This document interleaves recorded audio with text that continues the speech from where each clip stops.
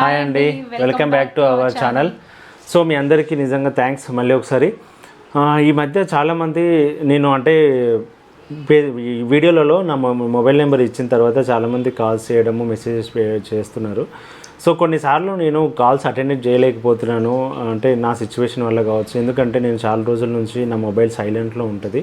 So అందువల్ల నేను అందరి కాల్లో ఒక్కోసారి లిఫ్ట్ చేయకపోవచ్చు, తప్పుగా అనుకోవద్దు.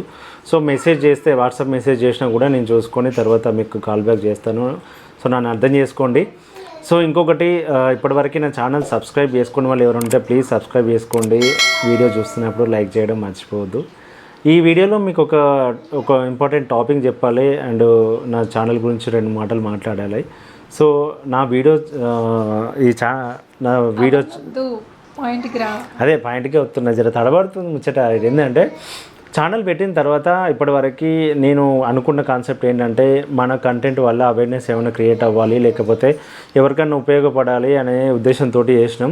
సో కొన్నిసార్లు మనం చేసే ఇన్ఫర్మేషన్ అవసరం వచ్చో, లేకపోతే మనకున్న సిమ్టమ్స్ మనం చేసిన అదే మిస్టేక్స్ అన్నీ వాళ్ళు తెలుసుకొని వాళ్ళ విషయంలో జాగ్రత్త పడడం లాంటివి జరిగినప్పుడు కొంచెం హ్యాపీగా అనిపిస్తుంది.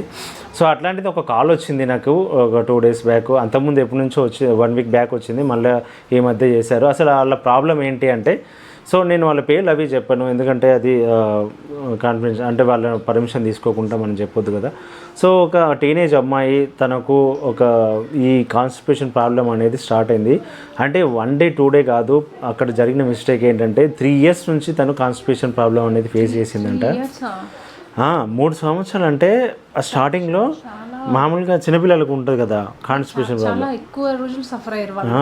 మామూలుగా మనకు 6 నెలలు 3 నెలలు అంటేనే మనం అంత ఇబ్బంది పడ్డాము. సో ఒక 3 months తను 3 years తను కాన్స్టిపేషన్ ప్రాబ్లం అంటే. అయితే నేను అడిగా, అసలు ఎందుకు అంత నెగ్లెక్ట్ చేయడంలో ఏమైంది, అసలు అంత నెగ్లెన్స్ ఎందుకు చేశారంటే, స్టార్టింగ్లో క్యాజువల్ కాన్స్టిపేషన్ వచ్చినప్పుడు ఏం చేశారంటే లైట్గా ఫస్ట్లో డైట్ చేంజ్ చేసుకొని ట్రై చేసి చూశారంట. అంటే వాళ్ళు కూడా సలహాలు తీసుకునే చూశారంట. బట్ అది ప్రాబ్లం తగ్గకపోగా day by day constipation problem అనేది ఎక్కువైపోయింది. తర్వాత వెళ్ళారంట. అయితే ఇట్లాగా గ్యాస్ట్రిక్ సంబంధించి ఇంకా సంథింగ్ అన్ని హాస్పిటల్స్ అన్నీ తిరిగారంట, పైల్స్ సంబంధించిన హాస్పిటల్ కూడా వెళ్ళారంట. సో ఎక్కడికి వెళ్ళినా కానీ వాళ్ళు ఆ పైల్స్ సిమ్టమ్స్ అలాంటి సిమ్టమ్స్ అవి చెప్తున్నారు. ఇది ఏం కాదు, డైట్తో వెళ్ళిపోద్ది, అంత అవసరం లేదు, సర్జరీలు కూడా అవసరం లేదన్నట్టుగా చెప్పి ఎవ్రీ టైం అదే చెప్తున్నారంట. ఎక్కడికి వెళ్ళినా కూడా చాలా తిరిగారంట పాపం, వాళ్ళు చాలా ఖర్చు కూడా చేశారంట హాస్పిటల్ చుట్టూ తిరిగి.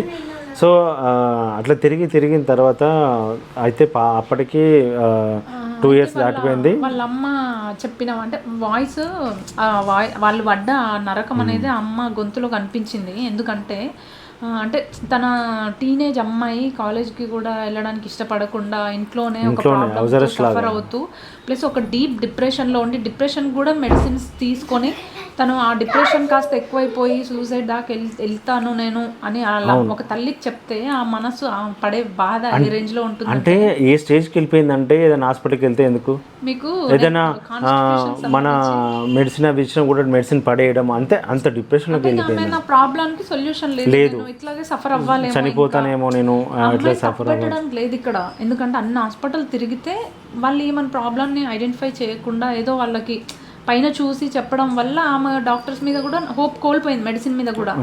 అట్లాంటి టైంలో ఇంకా అదృష్టం, మా గొప్పతనం ఏం లేదు కానీ అట్లాంటి టైంలో తన వీడియో ఒకటి దొరికిందంట. అవి అంటే నేను కూడా కాన్స్టిపేషన్ నా పైల్స్ సంబంధించిన ట్రీట్మెంట్ గురించి చెప్పిన వీడియో చూసారంట. మధ్యలో కాన్స్టిపేషన్ అని చెప్తుంది, మలబద్ధకం. ఇందుకే మలబద్ధకం చిన్న విషయం కాదు, కంటిన్యూ చేయండి. సో అట్లా చూసి నేను వెళ్ళిన హాస్పిటల్కి వెళ్ళి వాళ్ళు మేడం కలిస్తే మేడం అంతా చెక్ చేసి, సో ఇవి కొంచెం మన సర్జరీ కంపల్సరీ అని చెప్పారంటే ప్రొసీజర్ లాగా చేయాలంట అనమాట. కాల్ చేసి చెప్పడం వల్ల మాట్లాడిరా, ఎన్ని రోజులు ఎందుకు డిలే చేసినావమ్మా, హాస్పిటల్ బాగుంటుంది దానికే వెళ్ళండి, అసలు డిలే చేయకండి, వెళ్ళండి అని తను ఒపీనియన్ తీసుకుంటున్నాను. ఫర్ కైండ్ ఇన్ఫర్మేషన్, ఇది ప్రమోషన్ వీడియో కాదు, నేను ట్రీట్మెంట్ తీసుకున్న వీడియో. నాకు ఆ మేడం చాలా హెల్ప్ చేశారు. సో అదే వెళ్ళాలని నేను చెప్పట్లేదు, బట్ నాకు ప్రాపర్గా జరిగిందని చెప్తున్నాను అంతే. సో అట్లా అంటే ప్రాపర్ వేలో ఒక ట్రీట్మెంట్ జరిగితే మనకు దాన్ని ఈజీగా ఐడెంటిఫై చేయొచ్చు అని నా ఉద్దేశం. ఎందుకంటే 3 years బ్యాక్ తను కొలోనోస్కోపీ చేసినప్పుడు ఇబ్బందులు అంటే ప్రాబ్లమ్స్ కూడా లేవంట అప్పట్లో. ఆ 3 years తర్వాత మళ్ళీ మధ్యలో ఎప్పుడు కొలోనోస్కోపీ చేయలేదంట. సో ఇప్పుడు ఎండింగ్కి వచ్చేసరికి సర్జరీ అయిన తర్వాత సో నేను అన్న హాస్పిటల్కి వెళ్ళారు, ట్రీట్మెంట్ చేయించుకున్నారు, సర్జరీ అయింది. సో షీఈస్ బెటర్ నౌ, కొంచెం better. Healing hands hospital, madam పేరు పని జ్యోత్స్న, సర్జరీ చేసిన మేడం, నాకు కూడా ఆ మేడమే చేశారు. మేము ఫస్ట్ ఆఫ్ ఆల్ థ్యాంక్స్ చెప్పాల్సి వస్తే థ్యాంక్స్ స్టార్ట్ చేసే పర్సన్స్ని మేము మొదలు పెడితే అంటే ఫస్ట్ పర్సన్ తనే అయ్యి ఉంటుంది. నా వే ఆఫ్ అంటే నా క్యాన్సర్ని ఐడెంటిఫై చేసింది తనే. సర్జరీ చేసేటప్పుడు నా ట్యూమర్ కనిపించింది, తను బయాప్సీ తీయడము, ఆ టెస్ట్ రావడం, టెస్ట్ రిపోర్ట్ రాగానే తను మమ్మల్ని పిలిచి ఇద్దరిని కూర్చోబెట్టి కౌన్సిలింగ్ ఇవ్వడము, మమ్మల్ని కొంచెం మోటివేట్ చేసి స్ట్రాంగ్ చేసి పంపించి సో అట్లా సపోర్ట్ చేసింది మేడం. నిజంగా తనని ఎప్పటికీ మర్చిపోలేను. అంటే కనుక ప్రాబ్లమ్ని మీకు అనిపించవచ్చు. ఇప్పుడు మేము పైల్స్కి వెళ్ళినాము, పైల్స్ పైన ఉంది కానీ మేడం పైల్స్ ఒకటే సర్జరీ చేసి పంపిస్తే ఈరోజు కథ వేరే ఉండేది. మా ప్రాబ్లమ్ని అట్లీస్ట్ అది గుర్తించింది. ఫస్ట్ ఆఫ్ ఆల్ గుర్తించి దాన్ని బయాప్సీకి పంపి ఆ థాట్ అంటే మేము థ్యాంక్స్ చెప్పాలి క్యాన్సర్ జర్నీలో అంటే ఆ మేడమే ఫస్ట్ పర్సన్. ఎందుకంటే మేబీ నేను ఆ డీలే వాళ్ళు కూడా అట్లా పైన పైల్సే మామూలుగా ఏం కాదని చెప్పి డైట్ అదే చేస్తే మళ్ళీ కొన్ని రోజులు అయ్యేది, మేబీ అది 4th stage కూడా వెళ్ళేదేమో. అని మేడం కొన్ని థ్యాంక్స్ చెప్పుకోవాలి.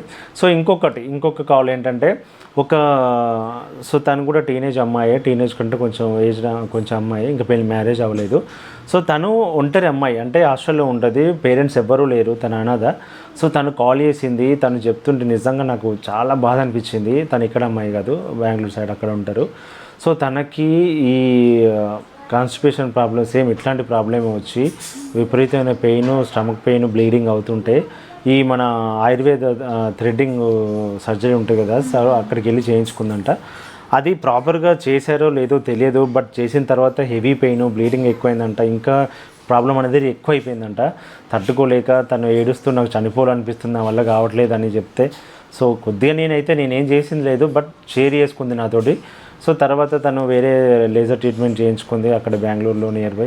సో తను ఇప్పుడు కొద్దిగా బెటర్ నౌ. నిన్న 2 days బ్యాక్ కూడా మెసేజ్ చేసింది. కొన్నిసార్లు మనకున్న ప్రాబ్లాన్ని దృష్టిలో పెట్టుకొని మనం ట్రీట్మెంట్ చూస్ చేసుకోవడం బెస్ట్ ఆప్షన్. అది అంటే ఎందుకు అంటే ఈ మలబద్ధకం, కాన్స్టిపేషన్ కానీ పైల్స్ అనేది ఇప్పట్లో కామన్గా వస్తున్నాయి. కొన్ని మనం నెగ్లెన్స్ చేయడం వల్ల ఏంటంటే అది స్టేజ్ దాటిపోయి లోపల ఏం జరుగుతుందో కూడా తెలియకుండా అయిపోతుంది పరిస్థితి. అంటే అది ముదిరే వరకు మనకు అంటే ప్రాబ్లం మనకు తెలియదు, ముదిరే వరకు కూడా తెలియదు యాక్చువల్గా. ఒకరు కామెంట్ గుర్తొచ్చింది నాకు, పర్టికులర్గా గుర్తు ఉంటలేవు, ప్లస్ మేము కామెంట్స్ ఎక్కువైపోతున్నాయి కదా, స్క్రీన్ షాట్లు తీసుకోవాలి. ఒకరు అన్నారు అంటే CNU లైఫ్ స్టోరీ అంటే అసలు దాన్ని ఎందుకు మీనింగ్ అంటే అది పెట్టడం వెనక కారణం ఏంటి, ఇంకా మీ లైఫ్ జర్నీ అవి ఇవి అంటూ కొన్ని క్వశ్చన్స్ ఉన్నాయి, నాకు పర్టికులర్ గుర్తులేదు. కాకపోతే ఈరోజు దానికి మీనింగ్ వెతకాల్సి వస్తే జస్ట్ మేము పెట్టింది క్యాజువల్గా అందరికీ ఈజీగా గుర్తుండిపోవాలని సీని యాడ్ చేసి, నా పేరు శ్రీనివాస్ కదా, శ్రీను అంటారు, అట్లా పెట్టాము. కానీ శ్రీను కానీ శ్రీనివాస్ అని రాస్తే పెద్దగా వద్దని CNU అని పెట్టి శ్రీను అని పెట్టాము. కానీ హ్యాపీనెస్ అంటే ఇప్పుడు ఈయన అన్నాడు డైలీ వ్లాగ్స్ చేస్తే బాగుంటుందని. డైలీ వ్లాగ్స్ హ్యాపీ కంటెంట్ని అంటే వెతకడానికి చాలా మంది ఉంటారు మన చుట్టూ. హ్యాపీనెస్ షేర్ చేసుకుంటే వినడానికి చాలా మంది ఉంటారు, కానీ పెయిన్ మాత్రం ఒక్కరికే చెప్పాలనిపిస్తుంది.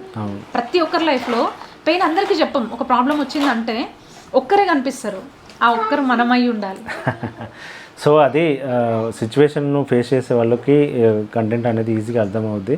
సో సమ్ టైమ్స్ బోర్ అనిపించవచ్చు, తప్పుగా అనుకోవద్దు. ఎందుకంటే అది మనకు ప్రాబ్లం ఉన్న వాళ్ళకైతే యూస్ఫుల్ అవుతుంది మా కంటెంట్.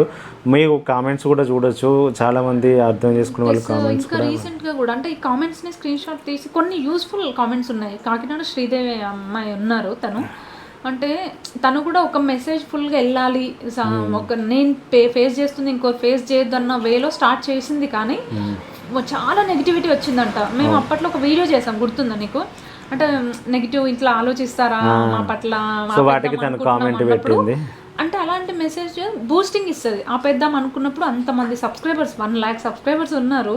తనే వచ్చి చెప్తుంది ఆపకండి, డైలీ వ్లాగ్స్ కామన్గా చేసేవాళ్ళు, మీది ఒక యూస్ఫుల్ కంటెంట్, మీరు ఇట్లా ఆపొద్దు, మీది ఇట్లాగే కంటిన్యూ చేయండి అని చెప్తే తను అంటే అది పాజిటివ్నెస్ అనమాట. మాకు మేము వెళ్తున్న వే కరెక్టే, వెనక ముందైనా సరే మనం నలుగురిలోకి వెళ్తాము, మన కంటెంట్ నలుగురికి యూజ్ అవుతుంది అన్న అది ఇన్స్పైరింగ్ అనమాట. మాకు కొంచెం మాకే బూస్టింగ్ అవుతుంది అట్లా.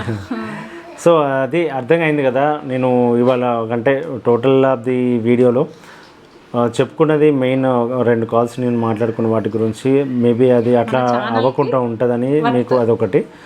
ఇంకొకటి ఏంటంటే ఛానల్ గురించి ఏంటంటే ఛానల్ నాకు అదే తను అన్నది కదా ఛానల్ వర్త్ అంటే మన వల్ల ఒక మేలు జరుగుతుంది అంటే నా ఛానల్ క్రియేట్ చేయడం వల్ల ఒకరికి యూజ్ అవుతుందనే నాకు అది ఆలోచన వచ్చినప్పుడు చాలా హ్యాపీగా అనిపిస్తుంది. ఎందుకంటే ఇంకొక విషయం నేనైతే ఇంతకుముందు తను మొన్న ఒక వీడియోలో కూడా చెప్పింది, నేను కూడా చెప్తున్నా, మేమేం డాక్టర్స్ కాదు, మేమేమో డైటీషియన్స్ కాదు, మేమేమో మోటివేటర్స్ కాదు, మేమే అది కాదు, జస్ట్ మేము ఒక పెయిన్ అనుభవించి ఒక రోగాన్ని అనుభవించి ఆ సిచ్యువేషన్ ఫేస్ చేస్తూ దాన్ని ఎట్లా ఉంటుంది దాని సిచ్యువేషను మేము ఎట్లా ఎదుర్కొన్నాం అనేది మీకు ఎక్స్ప్లోర్ చేస్తున్నాం అంతే.